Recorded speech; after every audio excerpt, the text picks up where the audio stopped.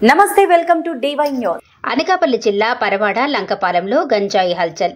అనుమానాస్పదంగా ఉన్న కారును గుర్తించిన సుమారు 300 కేజీల గంజాయి 10,000 రూపాయలు గుర్తించిన పోలీసులు. కారులో ఉన్న 2 వ్యక్తుల్లో హైదరాబాద్కు చెందిన ఒకరిని అదుపులోకి తీసుకున్న పరవాడ పోలీసులు. మరో వ్యక్తి కారు లాక్ చేసుకుని పరార్. దర్యాప్తు చేస్తున్న పోలీసులు.